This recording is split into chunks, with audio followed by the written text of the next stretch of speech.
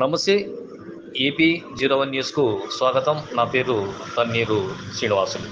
ప్రస్తుతం మీరు చూస్తున్నటువంటిది అనంతపురం జిల్లా గుత్తి పట్టణంలోని గుత్తి ఆర్ఎస్కి వెళ్ళే మార్గంలో సాయి డిగ్రీ కళాశాల ప్రక్కన ఉన్నటువంటి మోరీ.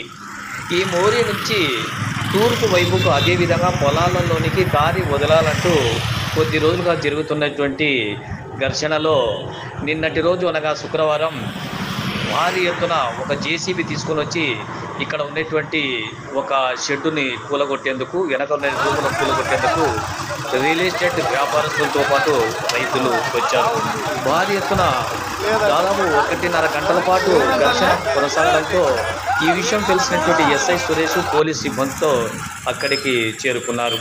అనంతరం గంట పాటు వీరితో చర్చించారు. ఈ ప్రదేశాలన్నీ కూడా చూశారు. సాయి డిగ్రీ కాలేజ్ మోటు వరకు వెళ్ళి ప్రదేశాల్ని చూశారు. అయితే కళాశాల ఆనుకొని వెళ్ళేందుకు ఈ యొక్క రియల్ ఎస్టేట్ వ్యాపారస్తులు కానీ రైతులు కానీ మేము ఒప్పుకోలేదు. మాకు ఎక్కడైతే మోరీ ఉందో ఆ మోరీ నుంచి ఎదురుగా మాకు దారి కావాలని మొండి పట్టుదలతో ఉండడం, అంతేకాకుండా మాకు ఈ మున్సిపాలిటీ అధికారులు కానీ అనుమతి ఇవ్వడం లేదు, రెవెన్యూ అధికారులు దారి చూపడం లేదు, గత 50 ఏళ్ల క్రితం ఉన్నటువంటి దారినే కావాలని చెప్పి వారు మొండి పట్టుదలతో ఉండగా ఎస్ఐ ఇరు వర్గాలకు నచ్చి చెప్పి 7 రోజుల పాటు సంబంధిత హోటల్ యజమానితో మాట్లాడి నేను మీకు న్యాయం ఇరు వర్గాలకు చేస్తానని చెప్పడంతో నిష్క్రమించారు.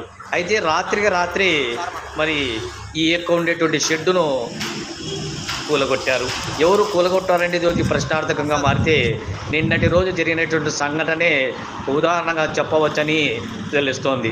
కాలక్రమేణా 50 ఏళ్ల క్రితం ఈ ప్రాంతం అంతా ఒక అడవిగా ఉండడంతో ప్రస్తుతం ఇక్కడ భూమి విలువలు పెరిగిపోయి రైతులందరూ కూడా భూములు అమ్ముకోవడం జరుగుతోంది. ఇక్కడ అందరూ కూడా రియల్ ఎస్టేట్ వ్యాపారస్తులే భారీగా ఉన్నారు.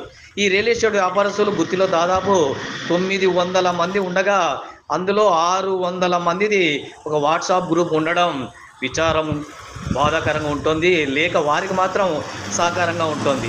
ఈ నేపథ్యంలో రియల్ ఎస్టేట్ వ్యాపారస్తులు గుత్తిని చిన్న భిన్నం చేస్తూ ఎక్కడ చూసినా ప్లాట్ల వ్యాపారాల్ని చేయడం జరుగుతోందని, తద్వారా తక్కువ ధరకు కొనుక్కొని ఎక్కువ భాగంగా గుత్తి మున్సిపాలిటీలో లేఅవుట్లు లేకుండా వాళ్ళు ప్లాట్లు వేయడం, ఇష్టానుసారంగా చేయడంతో ఇటీవల రెవెన్యూ అధికారులు, మున్సిపల్ అధికారులు కూడా వాటిని తొలగించినారు.